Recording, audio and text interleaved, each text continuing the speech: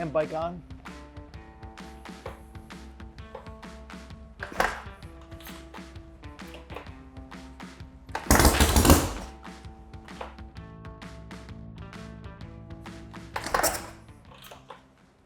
It's something you don't want.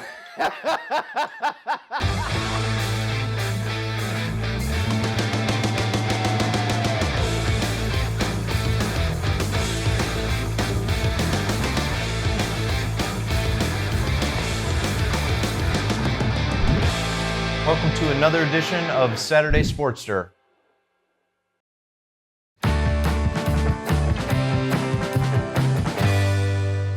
Hey, welcome back everybody. So we're on to our final checklist of what we need to do to get this bike fired up. And it's basically a lot of just like adding all our fluids. The fork oil still needs to be added, our engine oil, our primary and transmission oil. We obviously need to put gasoline in it and a few other things. First thing we're going to start with is I'm going to add the fork oil into the fork. So to do that, I'm going to have to probably rotate the bars back just a little bit so I can get a socket on these top nuts on the top of the tubes. So if you look in your manual, there's two different amounts that they give to add fluid to your forks. There's a wet and a dry. So since I've completely cleaned all the oil out of these forks before we actually got them polished, I'm going to be using the dry amount. So I'm going to make this a little bit easier to get in there and put a towel over the gas tank, and we're going to add some fork oil.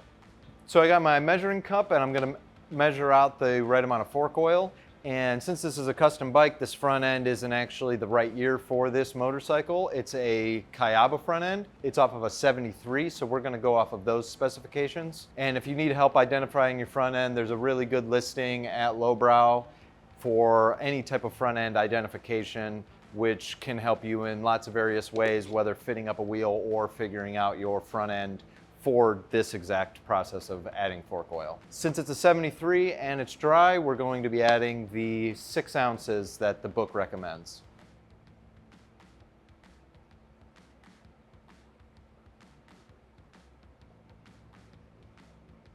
Recommended 6 ounces, and that's 6 ounces per leg.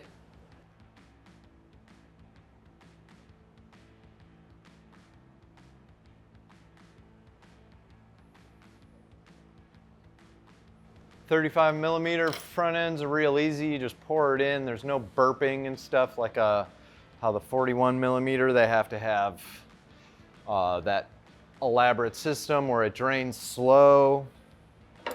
These are as easy as it gets. I actually want to break that.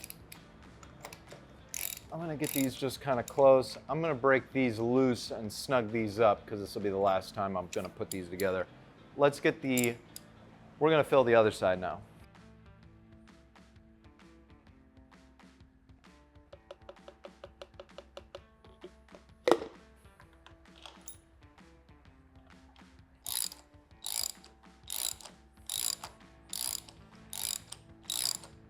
Okay.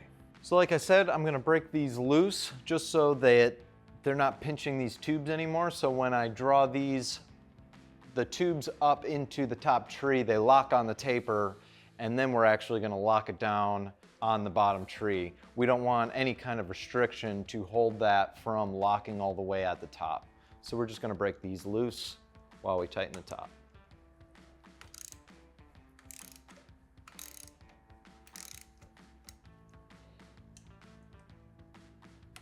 You don't have to wait till the end to do all of this like I'm doing in this video. When you bolted this front end on, you could have filled this up and done this process all at once, but I just wanted to do all the fluids all at once, which is why I waited till the end.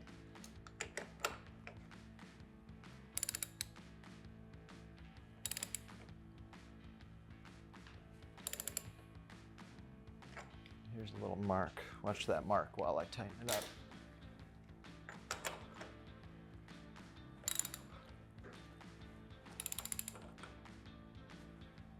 Yeah, you can see it moving. I should have marked it right on the bottom, but I could tell that it moved.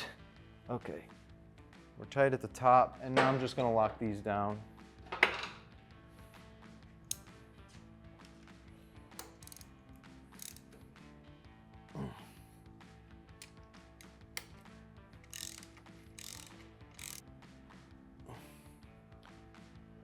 Then we're gonna put the bars back and we'll be done with the front of this bike.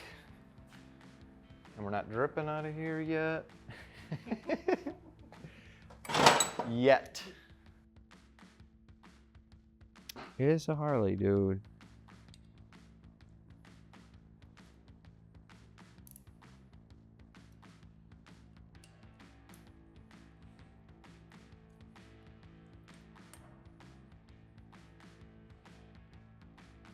So we're continuing to get this thing ready to fire, and one of the things I want to do before we try to test fire this is to adjust the valves. If you've never adjusted the valves on an old iron head like this, it's really simple, but there's a couple tips that will help you do this in the future. So first we're going to want to pull these clips out so we can get access to the push rods.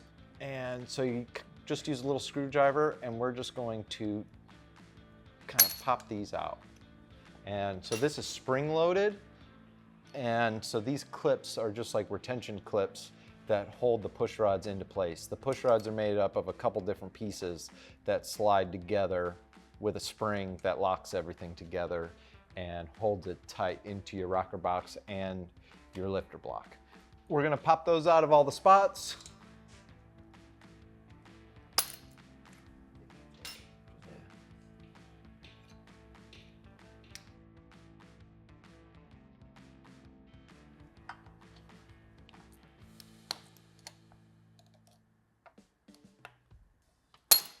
And don't worry about mixing these up, they're all the same. There's lots of different tricks with rubber bands and clips and stuff to use. This is the easiest one that I found to hold the push rods up though while you work on them. To hold this tube up while you adjust your push rods, you can get one of these springs from any hardware store, and they're just for a throttle from like an old car, and they'll come in a box with 2 or 3 of them, and this end will just be straight. So you buy those and just put a little hook on them so you can actually use that to hook under the tube, and then pretty much anywhere that's convenient. Right here on this rocker might be, I'm gonna flip that around. And that'll just hold this in place while you adjust the push rod. And so your valves adjust by this screw down here, and that's going to raise or lower your push rod to give you the right tolerance between the two for your valve to close fully, but then not have up and down play and be loose. So this is going to be the same process for all 4. It doesn't matter which one you start with. You're just going to want to make sure that you roll the motor over. It'll be easier if you take the plugs out, which I've already done. Take your spark plugs out, and then you can roll the motor over. You see the valve open, the lifter's coming up, and then make sure that it's all the way down. You got the valve all the way down. Here, let's show you one more time. So we're turning the motor over, the valve comes up, or the lifter comes up, the valve's open right now. It's got a lot of tension on the valve spring, and the rocker's pushing fully down, holding the valve wide open into the combustion chamber. And now it's going down, and see that the valve's totally closed. And so what we're trying to do, I already have these adjusted, but I just wanted to show you guys, but this is what you're looking for. See how I can rotate that?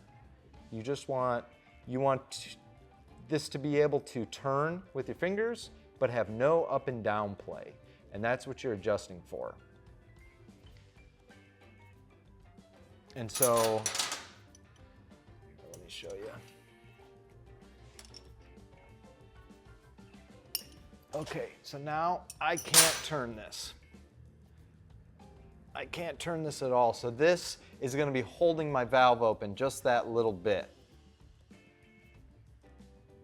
Okay, so you see the line? And I can't turn it. And I'm grabbing it pretty good with my fingers. But then if I run this screw in just a hair, so this shaft that's threaded with the cup on the top, that goes into your lifter, and that's the adjuster screw. And then this nut down here is just the lock at the top of the body of the lifter. So that just locks your adjustment into place. So if we run that in just a hair,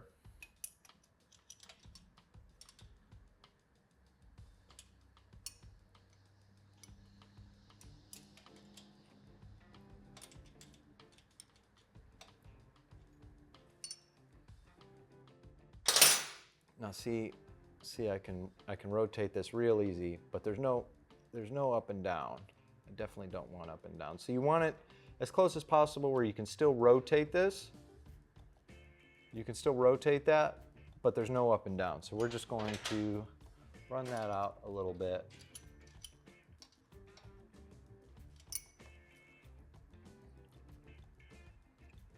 That's good there. You just want to be able to turn it with your fingers. You shouldn't have to use any kind of tools or grab this at all with channel locks, anything like that. This push rod should turn just with your fingertips, just like that. And then you just want to lock that down.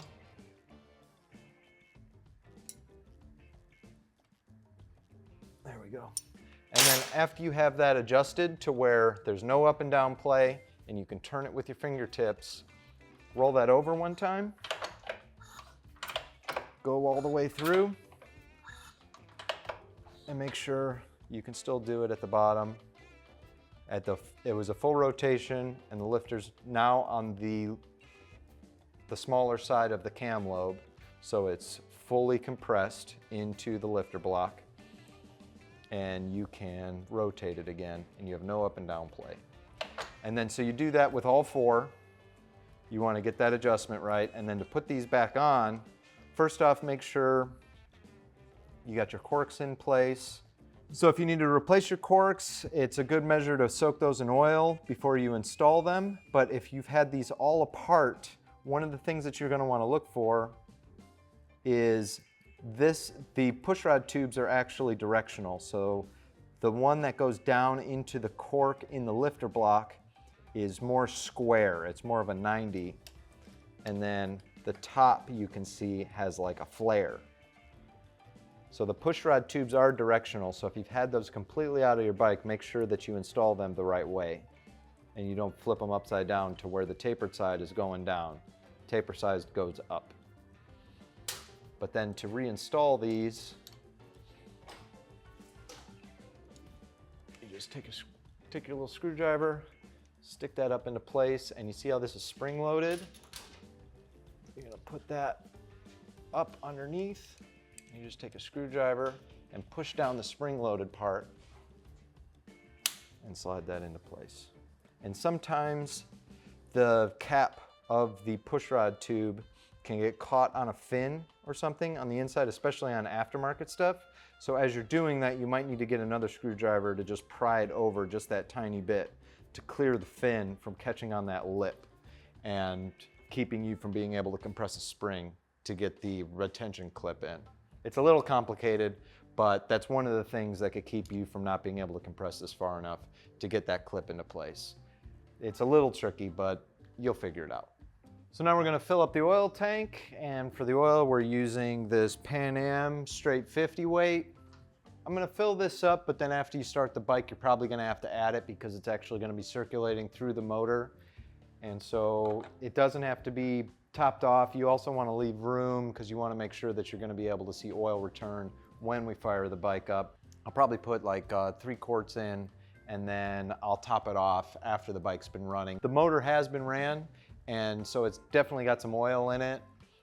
And so I don't want this to fire up and then I overflow the oil tank, and then now we have just a mess on our hands. So you want to leave it just a hair low so you'll be able to top up and raise it to the proper oil level after the bike's actually been fired and running.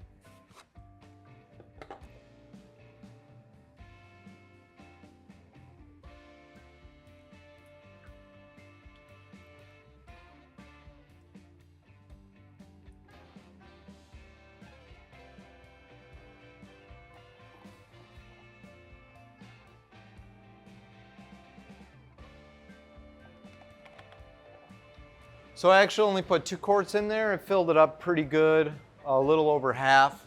And so I want to leave it there just so, like I said, You're not going to overflow from the oil that's in the motor coming back to the oil tank. You want to leave room for that. Also, it'll just make it a lot easier to inspect inside there. You'll give you room to see oil returning. You want to be able to see that it's dumping back into the oil tank, because these two lines being right next to each other, you got your feed in your return, and it's really easy to mix those up. So that's like the first thing that you got to check when you fire your bike up. So we're just going to leave a little bit of room just so we can verify that we got oil return, because that's insanely important for your motor, any fresh build, anything like that. Got to make sure that you got oil return coming back to your oil tank. Now we're going to move on to the other side of the bike, and we're going to put primary fluid in. To add fluid to your primary, first thing you got to do is you got to get your bike level. So if you don't have a lift, but say you got a scissor jack or something like that, you're going to need to get this flat and level on the ground, or you could just have somebody sit on it and hold it straight up and down. You can't have it on the kickstand. You got to have it straight up and down to do this. On an earlier model like this, we have a drain plug at the bottom of the primary, and it's right down in the middle and the center. It's pretty obvious that it's a drain plug. There's really nothing else it could be, so it's really easy to point out. On later model Sportsters with the cast aluminum cover, there's a plug right here that is raised up from, it looks like it's in slightly a different spot as the mounting bolts, and it'll be about right here on later model Sportsters, and that's the one that you're going to take out, and it works just about the same. So you're going to remove this plug. I already broke it loose, and what we need to do is we need to add fluid to the primary until fluid starts to come out of this hole, and then you can actually just plug it up, and that's how you know where your primary fluid level is at. I think it takes about 1 quart, so if it's a fresh build, you'll probably be using the entire quart and just dump it right in there. But that's the way to check it, especially if you've been riding it for a while and you just want to make sure, because your Sportster probably leaks, let's be honest. And so if you want to check to make sure that you have the right amount of primary fluid in here, just do this simple process. So we got it up on the scissor jack. I think you can go in through the top on this bolt, but I don't have a funnel skinny enough, so I'm actually going to go in through the inspection cover. And it might be nice just to verify that before I dump a bunch of oil in here, that the primary chain is actually within an adjustment too.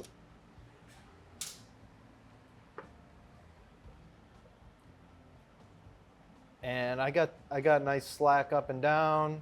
So for the primary fluid, we're going to be using this gear and chain case lubricant. In the book, it says to use a straight 50, the same as the motor oil. But in the shop I was working at, we really like to use this on all the iron heads that we were working on, say builds or just service work. So this is what we're going to be sticking in the 69. And so I'm just filling this up until the fluid starts to come out of there. And I'm actually going to stick a rag over my foot peg so I'm not making a big mess with this as the fluid comes out. And I'm just watching that bung on the end of on the bottom of the primary until I start to see some fluid start to come out of that hole. It should take pretty much almost a quart. So we should be getting close. I think we're about a little over 3/4. See, there it is.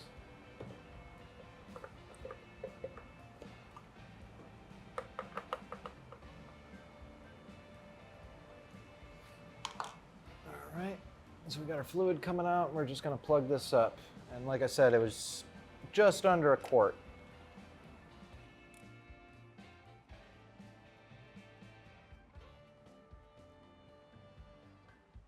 Oh.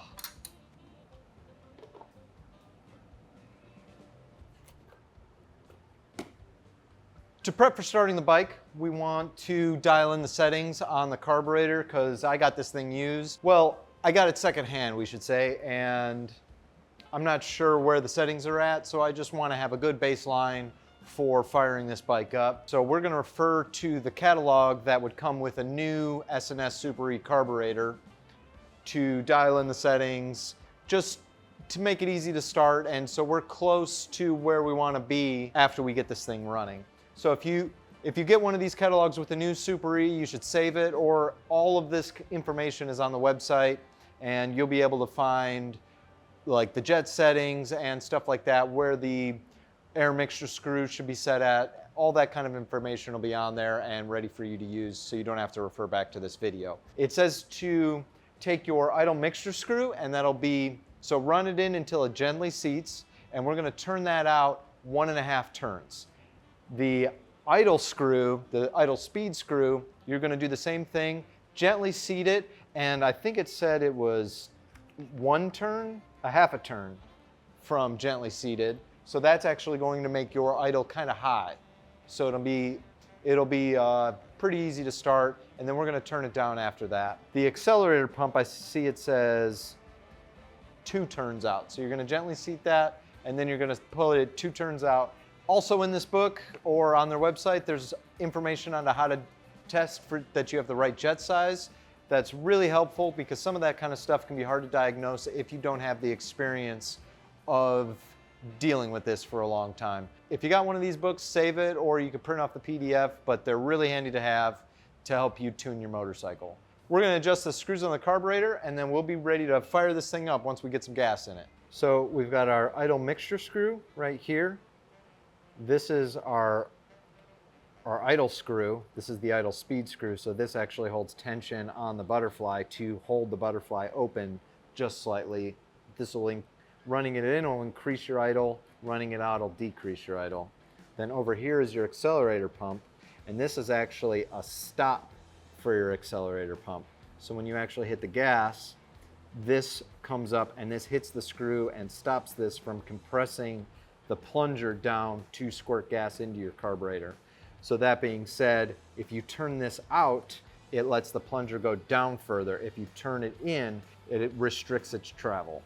So we're gonna start with the idle mixture screw, and the factory book, we're gonna turn this in until it lightly seats, and you don't wanna put too much pressure on that, you just want it to lightly seat, and then you can see the notches on here, so we're just gonna make this, it says in the book 1.5 turns out. So we're gonna count on the notches, so we got half a turn, 1 turn, half a turn. And that should be pretty close to where we wanna be. So the next, we're gonna go to the accelerator pump, which is over here. That's the same thing. So we want this to seat, to gently seat. And then it said 2 turns counterclockwise from gentle seat. Half, 1, half, 2. And so that is actually going to be letting that plunger come down more than it was. It was actually ran in there pretty good. So that's gonna let this thing to actually squirt some gas. So we're gonna be adjusting the idle speed screw and where it engages on this throttle wheel. So it actually has a tang that sticks out that the screw hits. As you can see, the screw touching there. And that's actually, the screw is going to, when you run it in, it pushes this open and it's like you're giving your motorcycle gas. So it controls how open the butterfly is on the inside of the carburetor to suck in a certain amount of gas to increase or decrease your idle, and you control that with this screw. So it says in the book that you want to turn it half turns in clockwise, 1/2 turn in from where this screw engages the tang on the wheel. So we need to just back that off until there's no tension on it. You can see that it's not touching anymore. And we want to find where that actually touches. We're about touching there, and it's at a half turn in. So it wasn't a half turn out from bottomed out. It was a half turn in from where it actually engages at. And it's okay if the idle's a little high too. It also might make your bike a little easier to start for the first time before you get your carburetor dialed in. But I'm gonna go right off the book. We have everything set right from this catalog, and that's where we're gonna try it out as. Okay, so we're putting some gas in the gas tank, and before you do that, you might just wanna make sure that it's clean inside, and I don't know, from after we got it painted, there's not a bunch of debris or anything like that.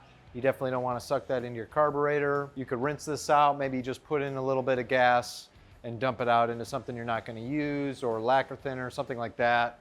Or you could even, another thing that might help would be running a fuel filter, but our gas tank's clean, so I'm gonna just add a little bit of gas in here, and so we can fire this thing up.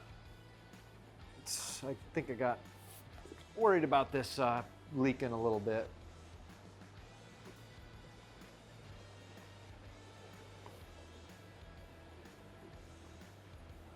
That's enough to get me started. Before I get this fired up, I kind of I got my voltmeter, because right when it starts up, I'm gonna check for charging. We also are gonna wanna peek in the oil tank and make sure that we have oil return. So just have a couple things ready, because the oil first, you're gonna wanna check that to make sure it's returning, because if it's not, you need to turn this bike off. And you need to solve that problem post-haste. So we'll check that first, then we're gonna check charging, and then we'll move on and try to dial anything else in that we need to make this bike road ready. Okay, we got gas on, we got our choke up, and I gave it a couple squirts of gas. Get to the top of the stroke. Let your leg not be fully extended. Make sure it's just a little bent, so if it comes back, it'll just bend my knee. Oh, and bike on.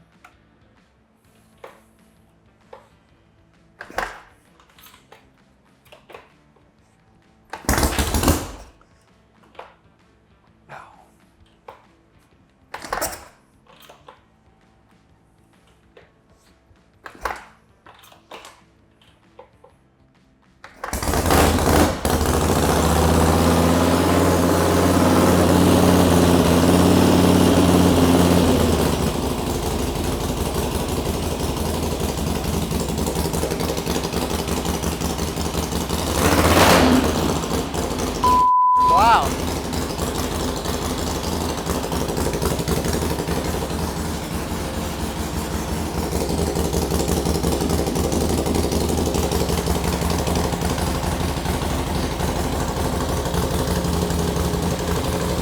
Definitely have oil return.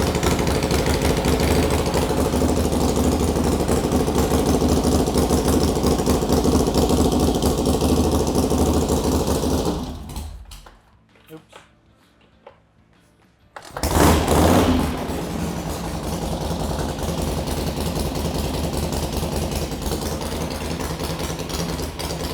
Sounds good. So we're hooking up the voltmeter to the battery and we're going to check charging.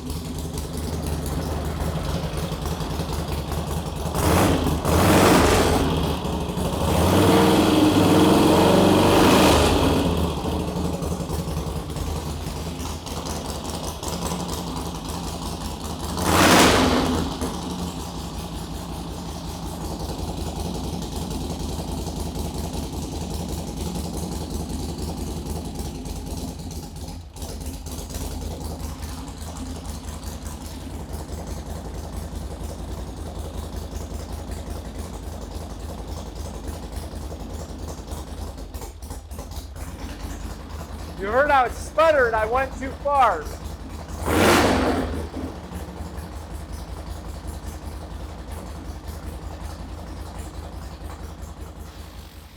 All right, it runs. Now we might heat cycle it a couple times. I checked oil. I'm gonna top off the oil, and then we can honestly take this thing for a ride and see how it does. And I'm gonna need to mess with the carburetor a little bit and mess with the jetting. And we're also gonna be checking the plugs and a lot of stuff. So there's still quite a bit left to do. But this thing runs. I don't see any oil under it. We're doing pretty good so far. So stick around for more. So I'm gonna top off the oil. I left it low, like I said. And so I was able to get in there with a flashlight and really peek in. And when I revved it up, I could see it hit a different sidewall. It was really starting to spray, which is good. That's what we're looking for. So I would definitely leave the oil kind of low, because if that wasn't at the level that I have it at, I might not have been able to actually see it, and I might have had to take off a line or something like that so I could really confirm that the oil is returning nicely instead of just hoping that it is. That's really important. You need to confirm that you got nice oil return. Without an oil pressure gauge or something like this on your bike, you definitely need to do this. This is so important.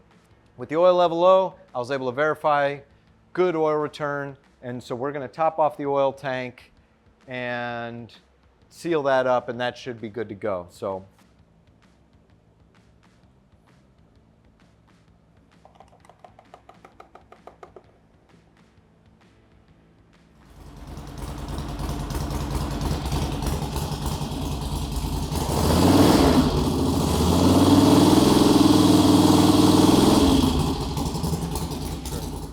So as you saw, it was like at 11 something at idle, and then once I revved it up, it got to like 13.7. So that shows you that it's charging, and your charging system is definitely gonna work above like 2,000 RPM or something like that. So you just need to verify that it's into the 13s. This was the higher 13s, which is great. You don't want it to be too high. You need to make sure that this thing isn't all over the map. But 13.7 was where we were at, and that was pretty perfect. So we verified charging, that's working, and now we can actually put some miles on this thing.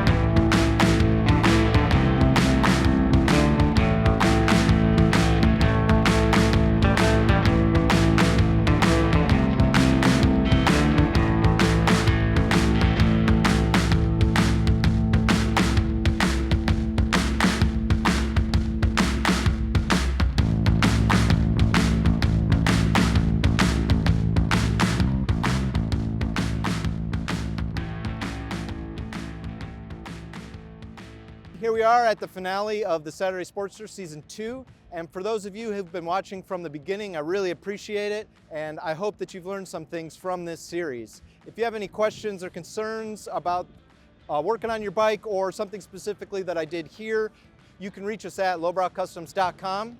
And now that we're wrapped up, I'm just gonna put some miles on and we're gonna take this thing around to some of my favorite spots in downtown Cleveland. 1, 2, 1, 2, 3, 4.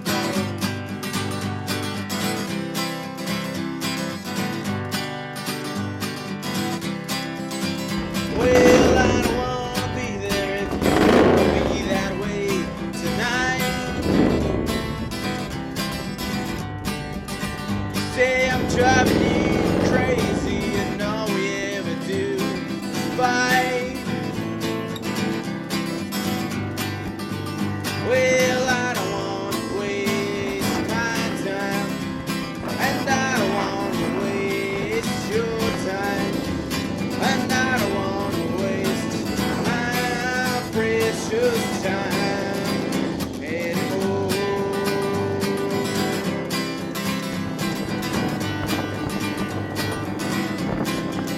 You remember back then when we never wanted this, and it was too good to be true, and we should have quit while we were ahead. And tonight when the moon is full, well, I might be thinking of you, but I don't want to waste my precious time anymore.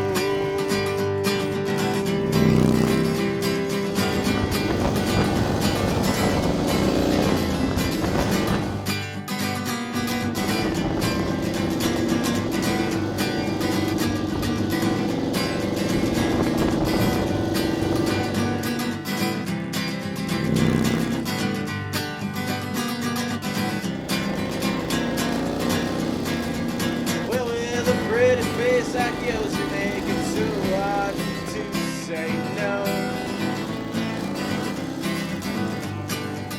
Well, you're the devil in disguise with a hypnotist's eyes. I know. Oh, girl, you're gonna be the death of me. You're gonna